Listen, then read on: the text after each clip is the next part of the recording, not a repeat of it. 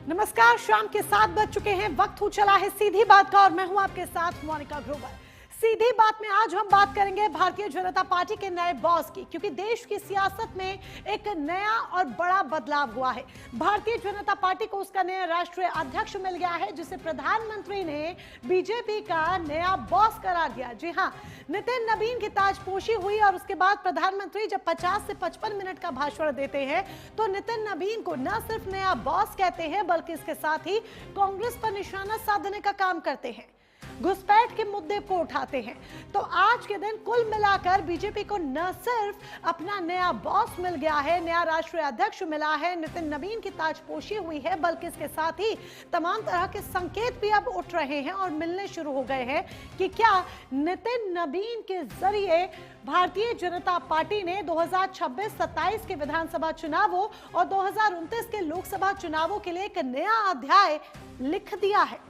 इन तमाम सवालों पर आज हम करेंगे चर्चा। ये सवाल बेहद गंभीर जो चर्चा का विषय बने हुए हैं और राजनीतिक गलियारों में इसको लेकर शोर गूंज रहा है। लेकिन उससे पहले आप ये सुनिए कि किस तरीके से प्रधानमंत्री नरेंद्र मोदी ने नितिन नवीन को नया बॉस करार दिया। लोगों को लगता होगा कि नरेंद्र मोदी देश के प्रधानमंत्री है, तीसरी बार प्रधानमंत्री बने, 50 साल की छोटी आयु में मुख्यमंत्री बन गए, 25 साल से लगातार हेड ऑफ द गवर्नमेंट रहे हैं। ये सब अपनी जगह पे हैं, लेकिन इन सबसे भी बड़ी चीज मेरे जीवन में है, मैं भारतीय जनता पार्टी का कार्यकर्ता हूं। ये सबसे बड़ा गर्व है।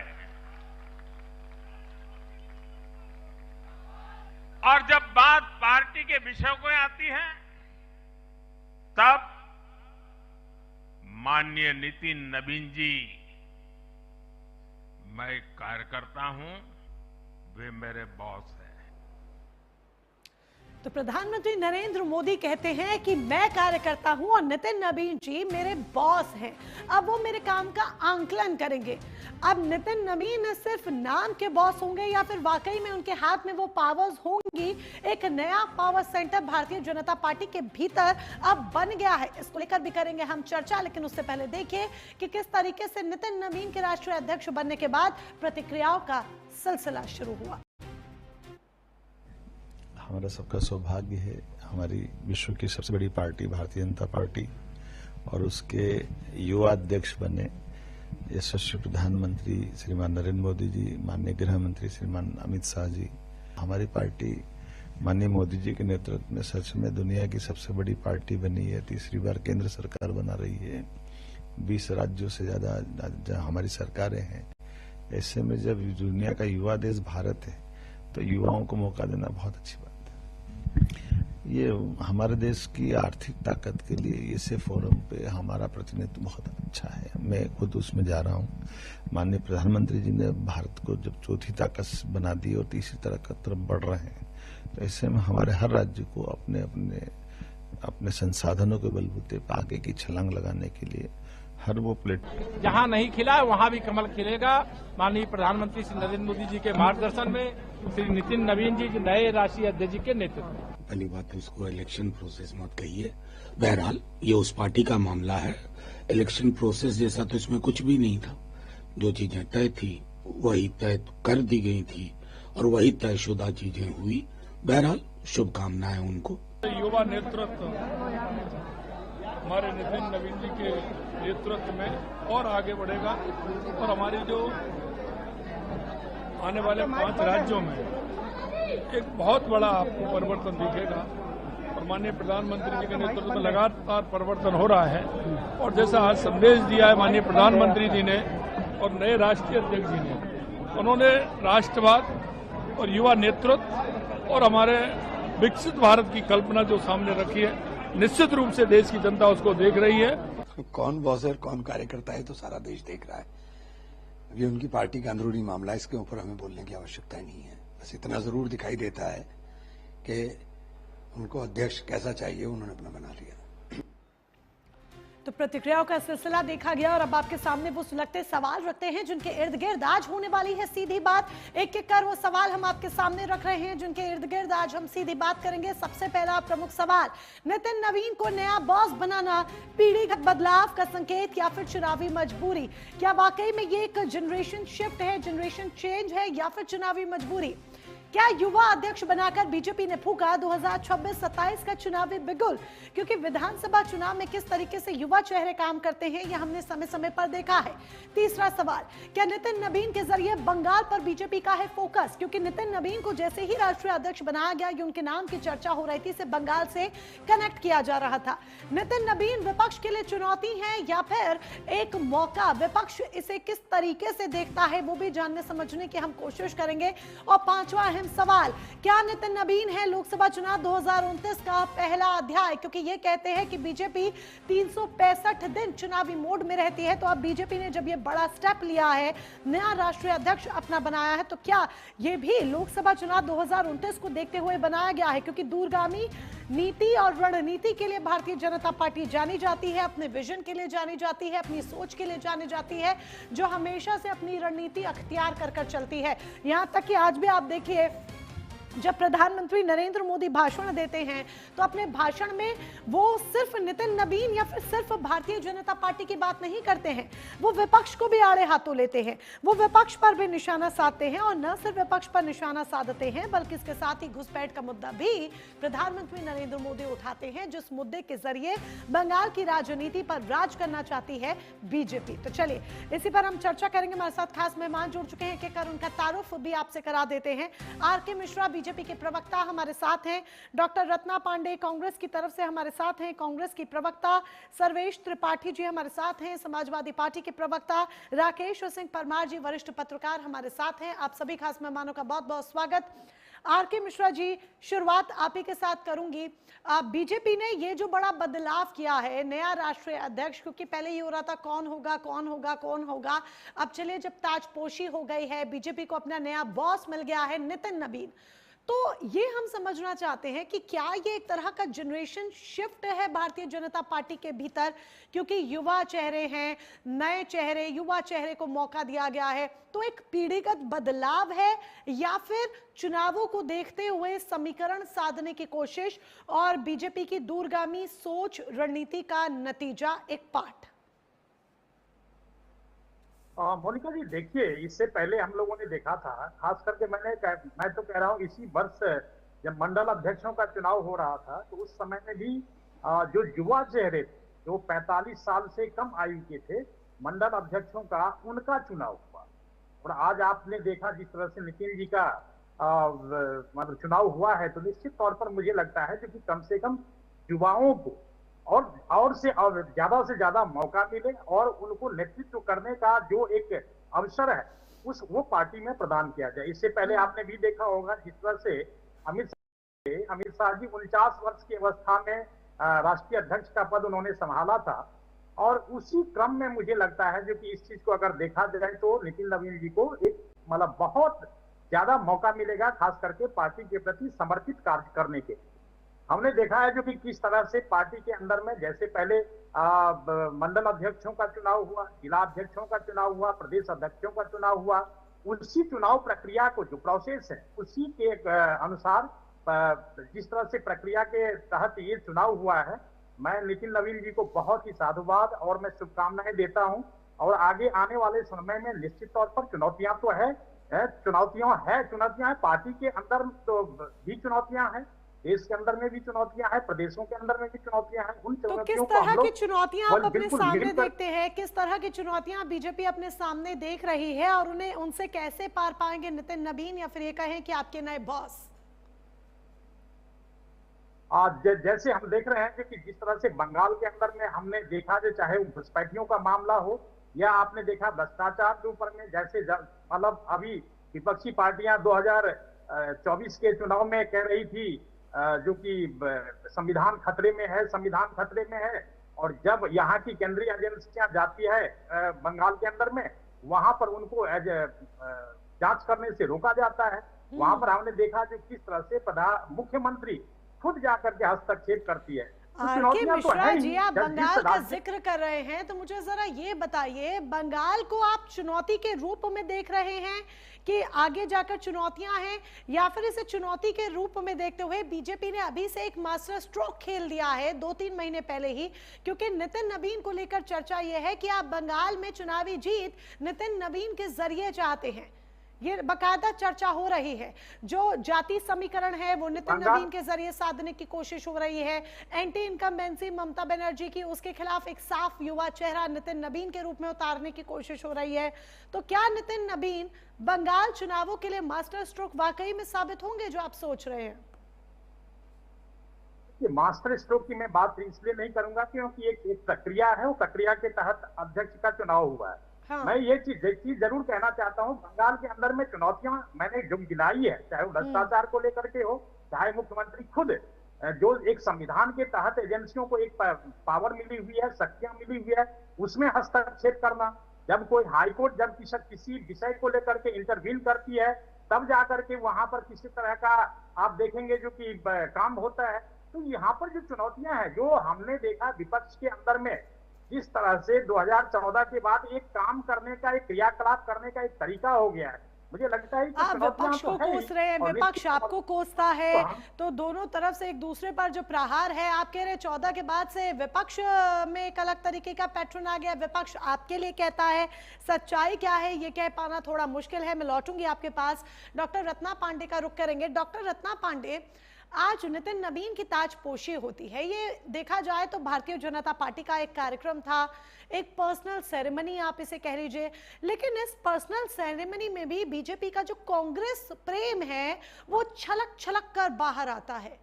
कांग्रेस को याद किया जाता है मंच से, कांग्रेस की नीतियां गिनाई जाती हैं, कांग्रेस की सीटें गिनाई जाती हैं, कांग्रेस किस तरीके से वक्त के साथ कमजोर हुई है वो गिनाया जाता है। क्या आज के कार्यक्रम में भी आपको लगता है कि इसे एक चुनावी खेल बनाने की कोशिश हुई है, कि कांग्रेस को कोसा गया है आज के दिन भी? जी, आप सभी को नमस्कार के साथ ही कहना चाहती हूँ कि खुद को लोकतांत्रिक पार्टी कहने वाली ने अपने यहाँ एक नॉमिनेटेड अध्यक्ष चुना है, बधाई देती हूँ। सिर्फ अकेले उन्हीं को नॉमिनेट किया गया और वही अध्यक्ष बन गए, और लोकतंत्र का ढंढोरा पीटते हैं कि हम बहुत बड़ी पार्टी है, निष्पक्ष है, न मालूम क्या क्या है। अब आती हूँ आपकी बात पे। हमारे ही सारे कार्यों को कहना विचारों की मजबूरी है। पिछले 11 साल से इनका प्रधानमंत्री तो कुछ कर ही नहीं रहा, कुछ करना चाहिए ना बोलने के लिए। अगर सुख में भी आप हमारे ही बारे में बात करते हैं तो पता चलता है कि आपके पास अपना दुख रोने का मुंह ही नहीं है। कैसे रोइएगा उस दुख को? सिर्फ काट छाट बांट लूट पाट ये सब हो रहा भारत में। कौन सी उपलब्धि गिनवाएंगे? रुपया गिरता चला जा रहा रिकॉर्ड रेट पे, ये बेरोजगारी रिकॉर्ड है, ये बने बनाए पुल, 21 करोड़ का पुल, 20 लीटर 21 करोड़ की टंकी बनी है और 20 लीटर पानी भरते ही टूट जा रही है, ये गिनाइएगा। दिल्ली में जहरीली हवा आप दे पाए हैं 11 साल में, ये गिनाइएगा। पीने के पानी से लोगों की मौत हो रही है, ये गिनाइएगा। क्या गिनाएंगे आप अपने लिए? सिर्फ वोट चोरी करके सरकार बनाई है, उसमें भी क्या गिना दें? क्योंकि वो तो सारा श्रेय जाता है ज्ञानेश कुमार जी को। तो इसमें इनके पास इनका ना तो दोष है, लेकिन बेचारे कुछ कर ही नहीं रहे हैं 11 साल से, तो बोले क्या?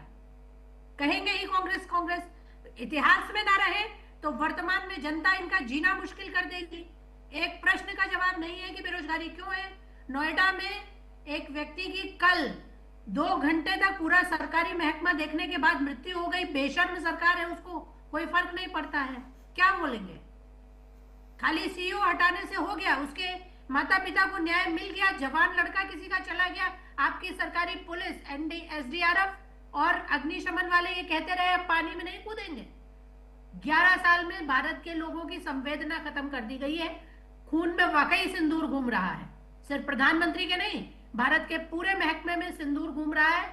लोगों की संवेदनाएं ही नहीं है। पर मुझे आपकी इस लाइन का जरा अर्थ बता दीजिए, क्योंकि एक महिला होने के नाते में सिंदूर को अगर आप यहाँ पर टारगेट कर रही हैं, तो एक महिला होने के नाते, और आप भी एक महिला है, आपकी मैंने नहीं किया। दिख रहा है। मोनिका जी, डोंट मिसकोच।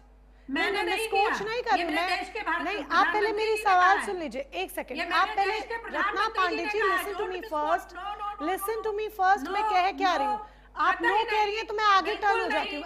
मैं आगे पास ऑन कर देती हूँ। आप नो कह रही हैं तो मैं आगे चली जाती हूँ बात करने के लिए। एक भारत के प्रधानमंत्री ने आप पहले मेरा सवाल सुन लीजिए। आप सवाल सुन नहीं रही, आप अपना कह रही हैं, आप सवाल तो सुनिए ना। नहीं, महिला और सिंदूर की बात मत कीजिए।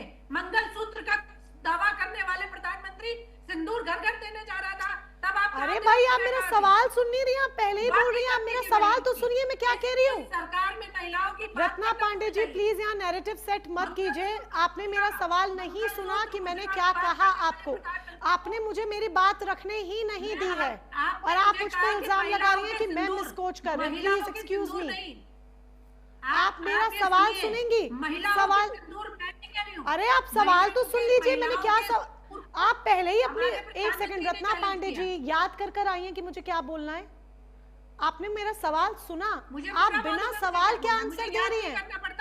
मैं बीजेपी से नहीं हूँ, तो फिर आप बिना सवाल के आंसर दे रही हैं। अरे एक काम कीजिए, सर्वेश त्रिपाठी जी, सवाल क्या बोलना शुरू कर दीजिएगा जरा। देश के प्रधानमंत्री की राकेश परमार जी, मैंने सवाल नहीं किया है, बोलना शुरू कर दीजिए आप भी, क्योंकि ये शायद नया फैशन बन रहा है कि बिना सवाल के हम बोलेंगे। आप सुन नहीं, आप डिफेंड कर रही हैं। फैशन तो ये है ना, मैं डिफेंड कर रही हूँ। एक सेकंड रत्ना पांडे जी, मुझे यहाँ डिफेंड करने की जरूरत नहीं है। फर्स्ट ऑफ ऑल, मैं डिफेंड नहीं कर रही हूँ। आपने मेरा सवाल ही नहीं सुना, आपने मुझे बात ही नहीं रखने दी। आप पहले ही बात करती जा रही हैं और आप यहाँ पर टाइम वेस्ट कर रही हैं, जो मैं नहीं चाहती हूँ टाइम वेस्ट करना। बताइए, प्रधानमंत्री ने कहा कि नहीं कहा? अरे आपने मुझे बोलने दिया, मैं आपको कह रही हूँ कि आप कहना क्या चाह रही है, मुझे उसका मतलब बताइए। मैं समझ नहीं पा रही हूँ आपकी बात। मैं यही कहना क्या सिली बातें कर रही हैं आप रत्ना पांडे जी? सरकार है, संवेदनशील जनता है। आपकी बात का मतलब मैं ठीक तरीके से समझना चाह रही हूँ। आप बोली चली जा रही हैं, आप मेरी बात नहीं सुन रही हैं। मैंने ना डिफेंड किया ना कुछ किया, मैं आपके पक्ष में बात कर रही हूँ कि आप जो कह रही हैं जरा उसे अच्छे से एक्सप्लेन कीजिए। मैं आपका मीनिंग नहीं समझ पा रही हूँ, इसलिए आप सुन नहीं। उत्तर आपको पसंद नहीं आ रहा, इसलिए आप सुन नहीं। रत्ना पांडे जी, प्लीज यहाँ नैरेटिव सेट मत कीजिए। आप शायद नैरेटिव सेट करने के लिए बैठी हैं। मैं टाइम वेस्ट नहीं करना चाहती हूँ। जबरदस्ती आप वो सुनना चाहती हैं जो आपको मिल नहीं रत्ना रहा। पांडे जी, आप क्या बातें कर रही हैं? मैं आपको कह रही हूँ अपनी बात का मुझे मतलब समझा दीजिए। आपने जो बात बोली मुझे समझ में नहीं आई उस बात का मतलब। आप शांत होकर सुनेंगे तब तो। अरे तो आप बोलना बंद करेंगे तब तो। आप फालतू के मुझ पर इल्जाम लगा रही हैं। मैं बोलना बंद करूंगी तो आप सुन लेंगी। ठीक है, जब मैं बोलूंगी तब आप सुनेंगी। आप शांत होंगी? एक सेकंड, अब आप अपनी बात को कंटिन्यू करेंगे जो आप आंसर दे रही थी। मैं वही बात कर रही हूँ। हाँ, उस बात का मैं मतलब आपको कह रही हूँ कि मैं नहीं समझ पाई कि आप क्या कन्वे करना चाह रही हैं। आप कृपया उसको सही तरीके से बोलें कि आप क्या कन्वे कर रही हैं। सीधी बात कह रही हूँ। आप ये बताइए, जिस सरकार का मुखिया कहता है कि मेरे रगों में सिंदूर है, सिंदूर क्या है? केमिकल है। मतलब आप असंवेदनशील है और वो साबित हो गया। सिंदूर केमिकल नहीं है। नहीं, सिंदूर केमिकल नहीं है, सिंदूर ताकत है। सिंदूर केमिकल नहीं है, सिंदूर ताकत है। रत्ना पांडे जी, मेरी नजर में सिंदूर ताकत है। और प्रधानमंत्री सिंदूर को लेकर क्या कह रहे हैं, या रत्ना पांडे जी क्या कह रही हैं, या कोई और व्यक्ति क्या कहता है, वो मुझे मायने नहीं रखता है। मैं क्या सोचती हूँ मेरे लिए वो मायने रखता है। ओके प्लीज, मैं डिबेट कंटिन्यू। ओके, मैं बहस में टाइम वेस्ट नहीं करना चाहती हूँ। प्लीज सर्वेश त्रिपाठी जी, मैं बहस में बिल्कुल भी टाइम अपना जाया नहीं करना चाहती हूँ, क्योंकि शायद वो एक नैरेटिव यहाँ सेट करना चाह रही है और वो मेरी बात सुनना ही नहीं चाह रही है। तो प्लीज मैं उस पर समय जाया ना करते हुए आगे बढ़ते हुए, अब बीजेपी ने ये जो नया राष्ट्रीय अध्यक्ष अपना बनाया है, नितिन नवीन जी ये पद की जिम्मेदारी संभालेंगे। उत्तर प्रदेश में भी देखिए अगले साल चुनाव है। क्या आपको लगता है एक युवा चेहरा विपक्ष के लिए चुनौती साबित होगा, या फिर ये जो नए पद, ये जो पद पे नई जिम्मेदारी एक व्यक्ति को मिली है, युवा चेहरा है, ये आप लोगों के लिए एक मौका होगा? आपको लगता है कि नहीं नहीं नहीं, कोई टफ कंपटीशन नहीं है, हमारे समीकरण यूपी के लिए बिल्कुल फिट बैठ रहे और नितिन नवीन किसी तरह का समीकरण नहीं बिगाड़ेंगे? सर्वेश त्रिपाठी। देखिए मोनिका जी, पहली चीज ये है कि पहले तो मैं नितिन नवीन जी को शुभकामनाएं दूंगा कि वो राष्ट्रीय अध्यक्ष बने हैं। पार्टी उनका इंटरनल मामला है, वो जिसको चाहे उसको बना सकती है। 3 बार से इनके यहाँ चुनाव नहीं हो पा रहा है। लोकतंत्र की बात करने वाला, जैसे अभी रत्ना जी ने कहा, लोकतंत्र की बात करते हैं। ये लोकतांत्रिक तरीका जो बता रहे थे हमारे अग्रज आर.के. मिश्रा जी कि एक प्रोसेस के तहत इनका चुनाव हुआ, लेकिन कोई प्रोसेस था नहीं। एक और दूसरी बात, अगर यूथ की बात की जाए तो ये बस कागजों पे है, क्योंकि यूथ अपील कोई है नहीं। भारत का या फिर प्रदेश का, हमारे प्रदेश का युवा जानता भी नहीं है कि ये कौन है, तो इनका कोई अपील नहीं है हमारे पास। वैसे ही जो हमारे माननीय राष्ट्रीय अध्यक्ष श्री अखिलेश यादव हैं, उनके यूथ के बीच में काफी मास अपील ऑलरेडी है। उनके यूथ का चेहरा है वो तो हमें इससे कोई फर्क ही नहीं पड़ता, पहली बात, क्योंकि भाजपा को इनसे कोई फर्क नहीं पड़ता। भाजपा ने बनाया है, उनको पता भी नहीं था, यहाँ भाजपा के कार्यकर्ताओं को नहीं पता था कौन है। मैं बहुत सारे भाजपा के लोगों से पूछ रहा था कि भाई कौन है, ये लगता है उनको नहीं कि पता जो था। नए बॉस बने हैं ये सिर्फ नाम के नए बॉस होंगे? हाँ, ऑब्वियसली आप ये बताइए कि जो राष्ट्रीय, अब बर्नार्ड साहब ने एक बहुत अच्छी लाइन लिखी है कि authority is subject to acceptance. तो अथॉरिटी जो कमांड करता है वो होगा जो कमांड करेगा। इतनी बड़ी पार्टी को खुद ही कहते हैं ये विश्व की सबसे बड़ी पार्टी है, तो ऑलरेडी इनके पास बहुत बड़े बड़े नाम हैं। आप एक ऐसे नेता को ले आते हैं जिनको सही में कार्यकर्ता, और आप भी जानती ईमानदारी से मोनिका जी कि आप मीडिया में हैं, इनको लोगों को गूगल करना पड़ा था कौन है ये। गूगल करने पे पता चला कि वहां के एक वेटरन लीडर भाजपा के पुत्र रहे हैं ये, जिसके नाते ये एमएलए बने और 5 बार के एमएलए बने। उसके बाद इनको यहाँ ले आया गया है बंगाल और बिहार साधने के लिए, जो भी इनका नैरेटिव हो। यूथ अपील नहीं, यूथ के और भी नेता थे भाजपा में ही, जो बड़े नेता थे यूथ के जिनकी अपील थी, उनको नहीं बनाया गया। बहुत बड़े बड़े यूथ का नाम है। यूथ नेता में क्या आप ईमानदारी से खुद से पूछिए, या यहाँ बाकी लोग जो बैठे हैं वो पूछे, या पूरी जनता जो देख रही है वो पूछे कि भारतीय जनता पार्टी के युवा नेताओं में अगर 10 नाम लिखे जाते, कोई अगर याद करके लिखता कार्यकर्ता या नेता भाजपा का अगर लिखता, तो क्या नितिन नवीन जी का नाम लिखा जाता उसमें? क्योंकि मैंने तो नहीं सुना था, और भाजपा के बहुत सारे बहुत प्रिय मित्र हैं मेरे जो भाजपा के नेता हैं, उन्होंने भी नहीं सुना होगा। मैं पूरी ईमानदारी से कह रहा हूँ और पूरी अथॉरिटी से कह रहा हूँ, ये जो खोज के लाए गए हैं, भी नहीं सुना होगा। त्रिपाठी जी, ये जो खोज के लाए गए हैं नितिन नवीन जी, खदानों से पूरा खोज के लाए गए हैं नितिन नवीन जी, खोज के, हाँ, तो ये जो खोज के लाए गए हैं, आपको क्या लगता है कौन से समीकरण साधने के लिए लाए गए हैं? क्या रणनीति होगी? कुछ तो सोच समझ के नितिन नवीन को बिठाया गया होगा ना ये पद पर। ऐसे तो नहीं हुआ होगा कि सोचा होगा अच्छा एक कार्यकर्ता है जो 45 साल पुरानी हमारी इस पार्टी में 45 साल के युवा हैं जो 20 साल से काम कर रहे हैं, तो चलिए हम उनको ये पद दे देते हैं। कुछ तो आपको लगता होगा कि स्ट्रैटेजी होगी। मैं बताता हूँ आपको। आप पिछले कुछ दिनों से जो नए नए राज्यों के मुख्यमंत्री बन रहे हैं भाजपा के, उनके नाम देखें, या फिर जो आजकल एक नया वो बीजेपी गवर्नमेंट में आपको दिखेगा कि ऐसे ब्यूरोक्रेट्स को मंत्री बनाया जा रहा है जो यस मैन है, बस इसलिए कि लोग सवाल करना बंद कर दें। पार्टी के अंदर भी सवाल करना बंद कर दें, देश में भी वो जनता से भी यही चाहते हैं कि सवाल करना बंद कर दें। तो जो ये गुजराती बंधुओं की जो जैसे चल रही है वो चलती रहे, और जो ये अपने अदानी जी को और बाकी लोगों को, कॉर्पोरेट हाउसेस को जैसे फायदा पहुंचाना चाहते हैं पहुंचाएं। किसी बड़े नेता को ले आएंगे जिसको अपनी कॉन्स्टिट्यूएंसी, अपने राज्य को जवाब देना होगा, वहां पे दिक्कत आएगी। जो इनके कद्दावर नेता हैं, अगर वो राष्ट्रीय अध्यक्ष होंगे तो दिक्कत होगी। हो सकता है गडकरी जी जैसे लोग, सर्वेश त्रिपाठी जी की बातों में राकेश सिंह परमार जी दम कहीं ना कहीं देखिए दिख तो रहा है। जो तर्कों वाली बातें वो कर रहे हैं उसमें दम है, क्योंकि अगर आप युवा चेहरे के तौर पर अगर सिर्फ नितिन नवीन देखें तो ऐसा तो नहीं है कि सिर्फ नितिन नवीन ही थे जो युवा चेहरे थे पार्टी में, कि एक जनरेशन शिफ्ट करना था, पावर सेंटर आपको युवाओं को देना था।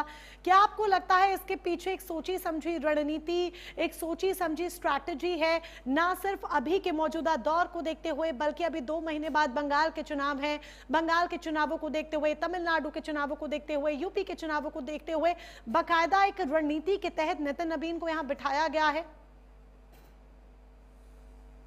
मोनिका, आपको और आपके पेंशनर के साथ सभी को मेरा प्रणाम। देखिए, जब आपका टेक्नोलॉजी पर कमांड होता है और फुल प्रूफ टेक्नोलॉजी एडॉप्ट कर लेते हैं तो कई चीजें टेक्नोलॉजी खुद करती है। अब आप अगर जहाज के विषय में जानती होंगी तो जहाज ऑटो पायलटिंग सिस्टम पर पूरा टेकअप से लेकर के लैंडिंग तक कर सकता है, पायलट रहे ना रहे उसे कोई दिक्कत नहीं है। हम दिल्ली में रहते हैं, दिल्ली में बहुत सारी मेट्रो बिना पायलट के चल रही है, मेरा ड्राइवर नहीं है और कंप्यूटर से चला। मतलब उन्होंने टेक्नोलॉजी को बहुत ज्यादा एडवांस कर लिया है और टेक्नोलॉजी फुल प्रूफ है। भारतीय जनता पार्टी बाकी राजनीतिक पार्टियों से ज्यादा एडॉप्टेड टेक्नोलॉजी वाली पार्टी है, क्योंकि उसका संरचना एक अध्यक्ष के भरोसे नहीं है। भारतीय जनता पार्टी ऐसी पार्टी है, कोई अध्यक्ष मान लो और पगला गया, मर गया, एक्सीडेंट हो गया तो पार्टी खत्म हो जाएगी। अध्यक्ष को तो पता भी नहीं होगा अध्यक्ष रहे ना रहे, ऑटो पायलट मोड पर है, क्योंकि वो कई चरण जमीन तक 40 तो उसमें संस्थाएं हैं, युवा भाजपा, वो भाजपा, ये भाजपा, वो भाजपा, पन्ना प्रमुख तक है।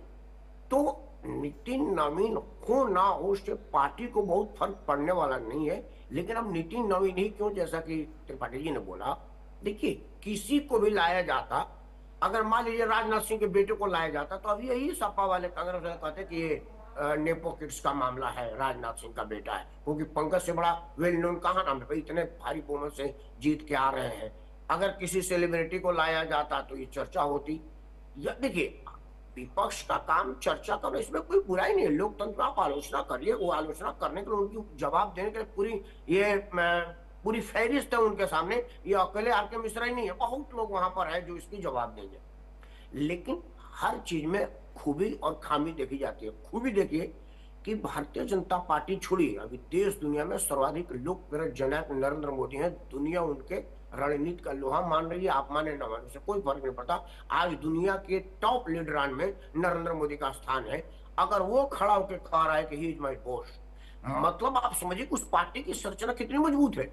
अब कोई अदना सा आदमी होगा, ये मिश्रा जी कैसे कह सकते कि नितिन नवीन तो मेरे बेटे की उम्र कम है, कह नहीं सकते, क्योंकि नितिन नवीन को नरेंद्र मोदी कह रहे हैं कि अब मैं कार्यकर्ता हूं, मेरे कामों का मूल्यांकन पहले नड्डा जी। लेकिन परमार जी ये पॉइंट भी तो यहाँ पर आता है ना, बेशक प्रधानमंत्री ये वाली बात कहते हैं कि मैं कार्यकर्ता हूं और मेरे कार्यों का आंकलन नितिन नवीन करेंगे, लेकिन ये हम जानते हैं कि प्रधानमंत्री के जो तमाम काम है, उनके जो कार्य है, उनका आंकलन अगर राष्ट्रीय अध्यक्ष पर बैठे व्यक्ति कर रहे हैं या कोई कार्यकर्ता कर रहा है या पार्टी का कोई भी सदस्य कर रहा है, क्या वो वाकई में वो वाली चीज कर रहा है? क्या सिर्फ ऐसा आपको नहीं लगता कि अगर नितिन नवीन कोई चीज कहते हैं, बड़ी बात कहते हैं, तो वो बात मानी जाएगी, या प्रधानमंत्री को अगर वो मार्क्स देते हैं तो उन मार्क्स की वैल्यू होगी, या फिर प्रधानमंत्री ने जो बात कही वही सर्वोपरि है? क्योंकि कहा तो यही जाता है कि प्रधानमंत्री सबसे बड़े हैं। देखिए यह सच्चाई है कि नितिन नवीन प्रधानमंत्री के ऑफिस में अपॉइंटमेंट लेने के बाद भी जाने में घबराएंगे, धराएंगे, शर्माएंगे। हाँ। नहीं इनकी अपॉइंटमेंट ले ले वहां जाके, टेक्निकल रूप से ये बात है। लेकिन ये कहा क्यों, मैं वही तो मैं कहने जा रहा हूँ कि भारतीय जनता पार्टी की संरचना देखिए कि देश दुनिया का सर्वाधिक लोकप्रिय और भाजपा का टॉप लीडर अभी नरेंद्र मोदी। लेकिन इसी संरचना को लेकर मेरा अभी भी सवाल है जिसको हम थोड़ा और आपसे गंभीरता के साथ समझेंगे। राकेश सिंह परमार जी, हम लौटेंगे और इसी पॉइंट से कंटिन्यू करेंगे अपनी चर्चा, लेकिन उससे पहले वक्त यहाँ पर एक छोटे से ब्रेक का हो चला है। ब्रेक के उस पार बात होगी भारतीय जनता पार्टी के भविष्य की, भारतीय जनता पार्टी के नैरेटिव की, चुनावी रणनीति की, जो नितिन नवीन के जरिए साधने की कोशिश की गई है, और विपक्ष इसे किस तरीके से देखता है। क्या विपक्ष के लिए ये एक वेकअप कॉल है कि जागिए, आपको भी अब जो अपनी जनरेशन शिफ्ट है वो करने की जरूरत है और युवा के हाथ में कमान देने की जरूरत है। वक्त एक छोटे से ब्रेक का, जल्द लौटेंगे।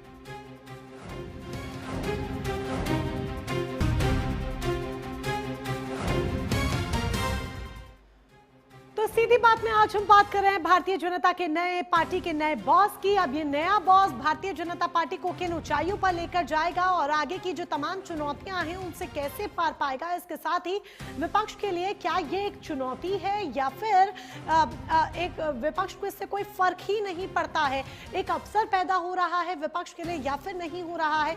इन तमाम मुद्दों पर हम चर्चा कर रहे हैं और किस तरीके से संगठन, सरकार, इन सबके बीच की जो खाई है वो पाट पाएंगे नितिन नवीन। इन्हीं बातों को आगे बढ़ाते हुए हमारे साथ खास मेहमान आर.के. मिश्रा जी हैं बीजेपी की तरफ से, डॉक्टर रत्ना पांडे जी कांग्रेस का पक्ष रखने के लिए कांग्रेस की प्रवक्ता हमारे साथ हैं, सर्वेश त्रिपाठी को आप टीवी स्क्रीन पर देख रहे हैं समाजवादी पार्टी की तरफ से, और राकेश परमार जी वरिष्ठ पत्रकार के तौर पर हमारे साथ हैं। राकेश जी, अपनी बात को मैं कंटिन्यू करना चाहूंगी और सवाल आप ही से मेरा, जो संरचना की आप बात कर रहे थे, अब जाहिर सा सवाल है, एक बहुत कॉमन बेसिक चीज है, सिर्फ बीजेपी को लेकर ही नहीं है, अगर कांग्रेस की बात कर लीजिए या समाजवादी पार्टी की बात कर लीजिए, एक जनरल बात कर लीजिए, यही पॉइंट है। क्या आपको लगता है नए बॉस के रूप में नितिन नवीन के ही फैसले सर्वोपरि होंगे या फिर प्रधानमंत्री नरेंद्र मोदी की ही चलेगी, जिस संरचना की बात आप कर रहे हैं? इसका दो प्रश्न जवाब है।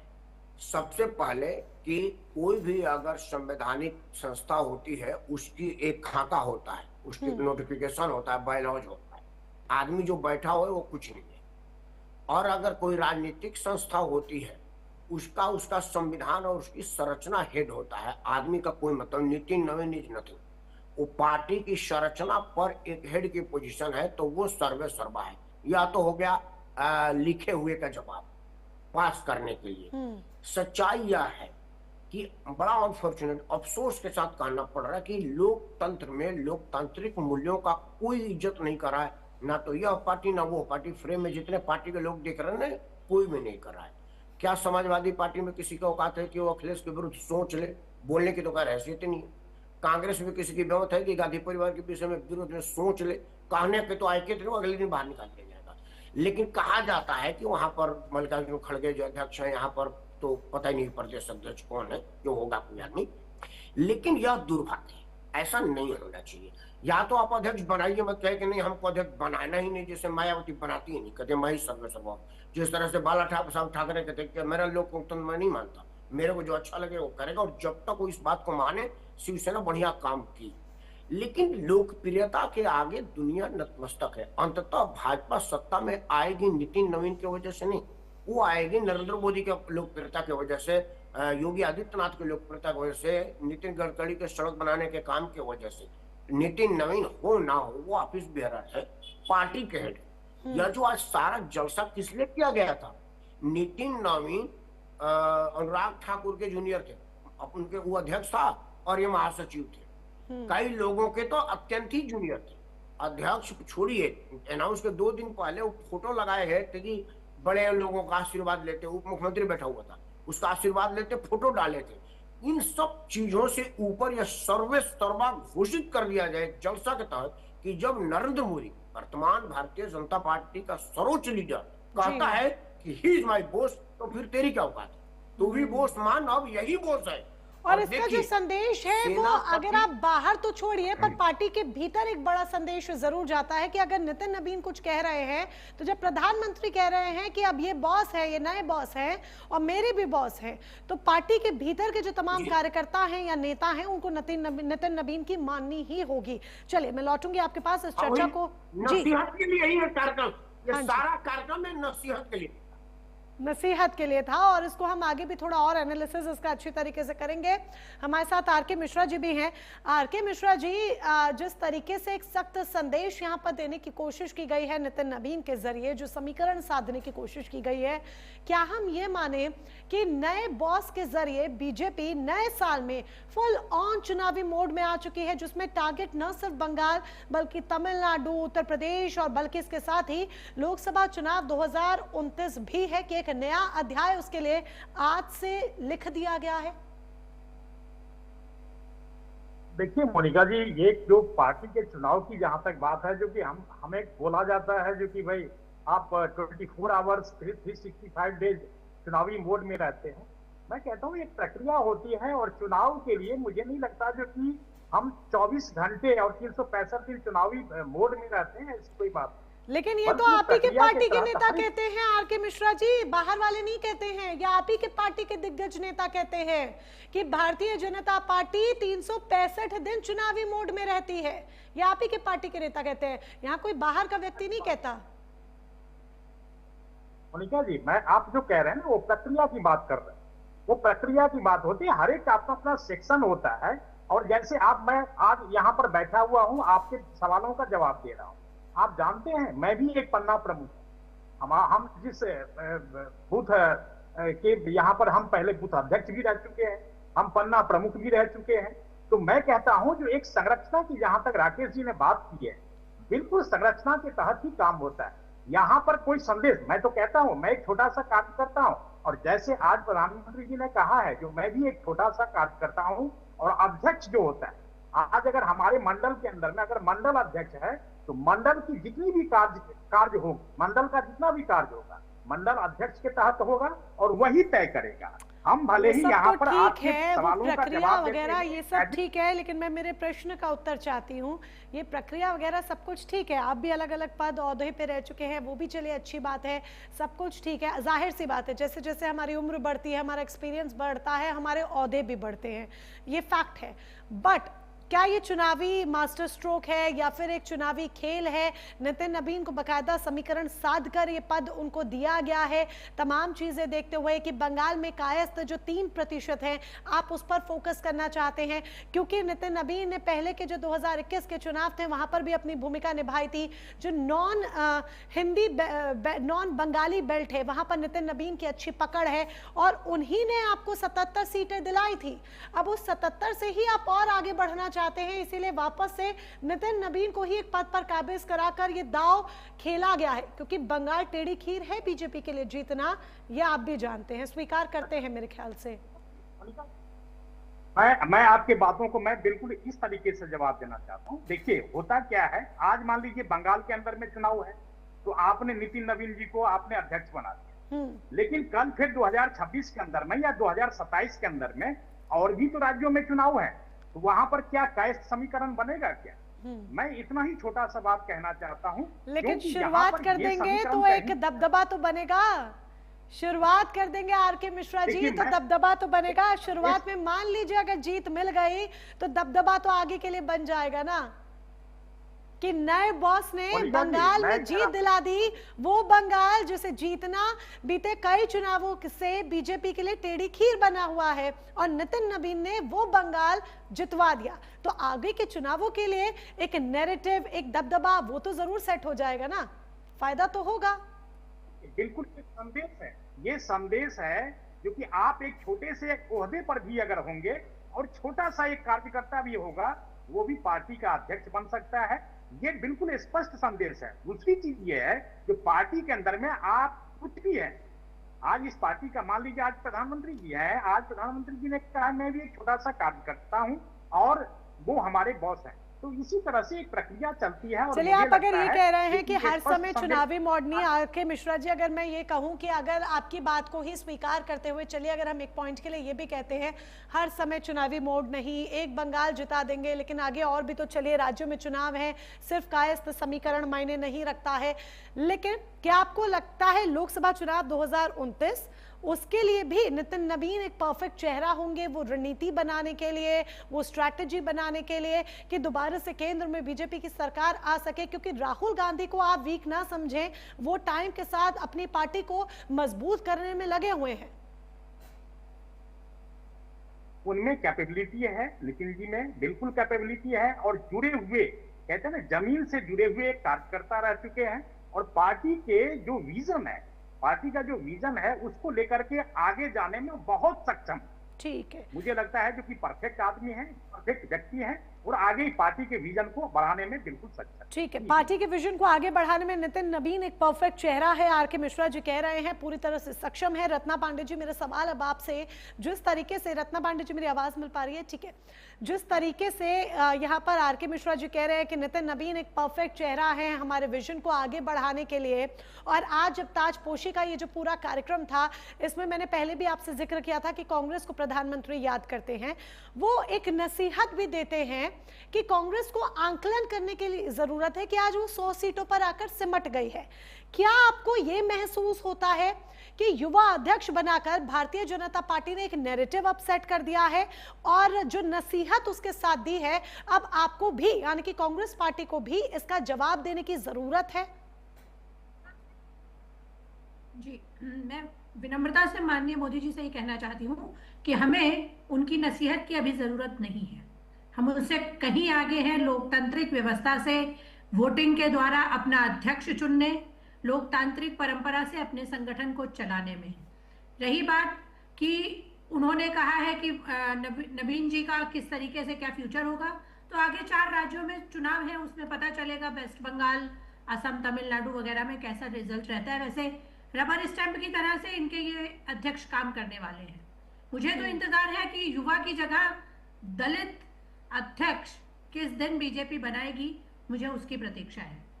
माननीय मोदी जी परिवारवाद के बहुत बड़े विरोधी हैं और नितिन नबीन जी का परिवार 4 साल तक उनके पिताजी विधायक रहे, 4 टर्म, मतलब 4 साल में 4 टर्म उनके पिताजी विधायक रहे हैं।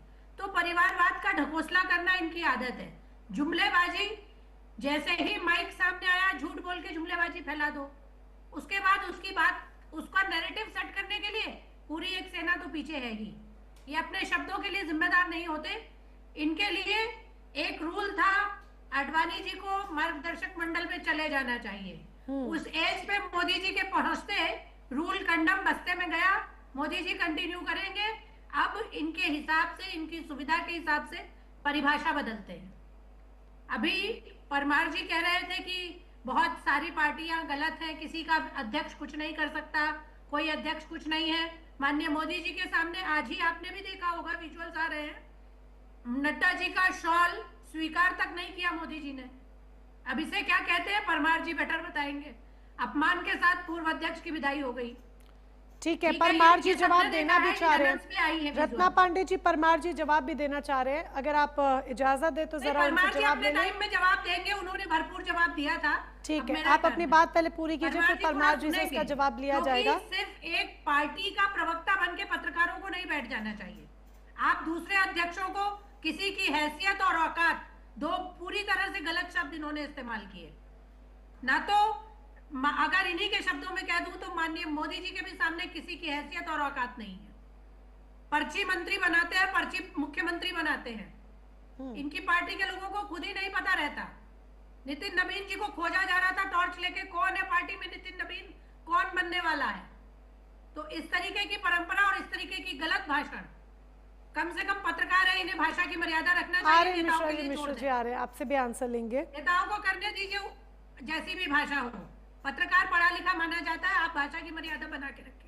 आप जब तक, ठीक है, उनको जवाब भी देने दीजिए। रत्ना जी, अगर आप उन पर इतने आरोप लगा रही हैं तो मुझे ऐसा लगता है कि शायद एक पत्रकार होने के नाते उनको जवाब देने का वो मौका भी मिलना चाहिए, जब आप इतने आरोप उन पर लगा रही हैं। तो गलत शब्द मैंने आरोप नहीं लगाया, उन्होंने सामने सबके गलत। अगर आप जो बातें कह रही हैं, चलिए आपने आरोप नहीं लगाया, आप जो बातें कह रही हैं, तो मुझे ऐसा लगता है कि उनको जवाब देने का मौका भी मिलना चाहिए। मुझे सामान्य ऑब्जेक्शन है, पढ़े लिखों की सभा में किसी भी पार्टी के राष्ट्रीय अध्यक्ष को औकात और हैसियत, इस तरीके की बातें शोभा नहीं देती। ठीक है, फटाफट राकेश परमार जी, फटाफट 40 सेकंड्स में अपना आंसर दीजिए। पहले मैं औकात और हैसियत को वापस ले लेता हूँ, पोजीशन और कैपेसिटी लगा देता हूँ कि any president have no position and competition to complete before the leadership of the party. दूसरा देख लीजिए पांडे जी, मेरा आशय नहीं था जितना आपने लिया है। बस ऐसे आपको उदाहरण बता देता हूँ, जो आपने वो गमछा वाला सीन था, मैं भी टीवी पर बैठा हुआ था डिबेट के लिए ही, लेकिन इतना निंदनीय नहीं हुआ। अब आपने मुझे कहा ना कि पार्टी प्रवक्ता, तो थोड़ा और प्रवक्तागिरी कर लेते हैं मिश्रा जी से टाइम लेकर के। राहुल गांधी जब कुछ दिन हुआ है, जब घोषणा हुई कि अब माननीय अध्यक्ष जी कांग्रेस के दलितों के मसीहा अब संबोधन देंगे, हमको मार्गदर्शन देंगे। वो तिवारी मेरा मित्र ही है, मेरे साथ पढ़ता था दिवाली में, मेरा तुम ही है वो। मैं उसके लिए आप नहीं कहूंगा, मेरे साथ पढ़ता था दिल्ली यूनिवर्सिटी, हम दोनों दोस्त ही हैं। मनीष की बात कर रहा हूँ मैं, हमारे साथ वकील भी मनीष है। तो मनीष ने पूरी लंबी चौड़ी फील्डिंग दी। राहुल जी को लगा कि नहीं मैं बोलूंगा, तो खड़े हो गए। तुरंत हैसियत अध्यक्ष जी की आ गई कि वो चुपचाप नीचे बैठ गए, रुक गए। नहीं, अब राहुल गांधी जी आएंगे। यह होता है पांडे जी, इसमें कहीं कोई जो समर्थ को नहीं दोषों को साई। मैंने नरेंद्र मोदी के लिए भी कहा था कि नितिन नवीन की हैसियत नहीं है कि वो नरेंद्र मोदी के यहाँ घुस जावे, कितना हुआ अध्यक्ष हो। हैसियत का मतलब ये नहीं कि कोई गंदी शब्द हो गई, औकात की मतलब ये नहीं कि कोई बहुत अश्लील या कोई अपमानजनक शब्द हो गया। मैं अंग्रेजी में पोजीशन और कैपेसिटी लगा देता, और आपका हैसियत औकात की बात है। लोकतंत्र के लिए बड़ा ये अशुभ संकेत है कि नेता पार्टी के ऊपर बन जा रहा है, वो मानता है कि मेरी जेब में है, और वो सभी पार्टी के लिए है। और फिर से मैं कहूंगा, हैसियत औकात छोड़ दीजिए, पोजीशन एंड कैपेसिटी, कि no anybody have in position and capacity. चले, यहाँ पर उन्होंने, राकेश परमार जी ने अपनी बात को बिल्कुल शब्द चेंज कर दिए हैं, जिन शब्दों से चले प्रॉब्लम हो रही थी, और फटाफट कार्यक्रम को विराम देने का समय हो रहा है। लेकिन सर्वेश त्रिपाठी जी से मेरा एक सवाल है। सर्वेश त्रिपाठी जी, आप कह रहे थे कि युवा चेहरे के तौर पर नितिन नवीन को कोई नहीं जानता है, लेकिन अखिलेश यादव को सब जानते हैं, जिनकी इनका औहदा है और उनकी एक पहचान है। जाहिर सी बात है, आप ये चलिए ठीक कह रहे हैं कि अखिलेश यादव लोकप्रिय नेता हैं और बहुत अच्छी पर्सनालिटी उनकी है। लेकिन अभी देखिए, यूपी के चुनावों में वक्त है, और नितिन नवीन का जब नाम एक बड़े पद पर अभी सामने आया है, तो उनके पास वो औहदा बनाने के लिए एक अच्छा खासा लंबा टाइम पीरियड भी है। तो आपको क्या लगता है, युवा चेहरा वर्सेस युवा चेहरा, और नितिन नवीन जो आपका पीडीए फॉर्मूला है, क्या उसको काट पाने में कुछ हद तक काम कर पाएंगे या फिर नहीं? किस तरीके से उनकी जो कार्य प्रणाली है वो समाजवादी पार्टी के लिए चुनौती है, या फिर आप बिल्कुल जीरो समझते हैं कि कोई फर्क नहीं पड़ता है, चाहे जो आए जो मर्जी जाए? देखिए, बिल्कुल मैं सिरे से खारिज करता हूँ इसको, कोई फर्क नहीं पड़ता, क्योंकि न इनकी कार्यप्रणाली से कोई फर्क पड़ेगा, ना इनकी कार्यप्रणाली को कोई मौका दिया जाएगा इस पार्टी में। इनको ले आया गया है वैसे ही जैसे कुछ मुख्यमंत्रियों को लाया गया था। रही बात इसकी कि चाहे वो प्रदेश की बात हो, और जब आप प्रदेश की यूपी छोड़ दीजिए, जब मैं श्री अखिलेश यादव की बात करता हूं तो भारत की तीसरी सबसे बड़ी पार्टी के नेता की बात कर रहा हूं, और एक युवाओं में सबसे चर्चित चेहरों में से एक है। ये बस वो, और लोकसभा की बात कर रहा हूं मैं, 2024 में तीसरी सबसे बड़ी पार्टी थी हमारी। तो प्रदेश की बात नहीं कर रहा मैं, देश की बात कर रहा हूं। दूसरा उनकी चुनौती, दूसरे नेता के नाम ले लेते हैं, राहुल गांधी जी।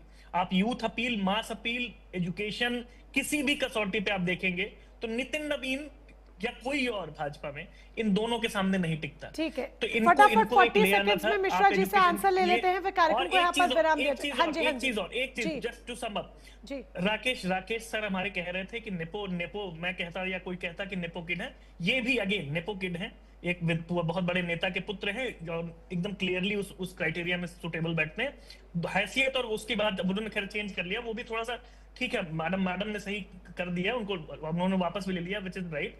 लेकिन दिक्कत ये है कि मैं तो प्रवक्ता हूँ, रत्ना जी प्रवक्ता है, मिश्रा जी प्रवक्ता है, हम लोगों की तो हमको तो मर्यादा रखना हमारा धर्म है कि हम अपने नेता के बारे में बोले, उनको डिफेंड करें, उनकी बात लोगों तक पहुंचाएं।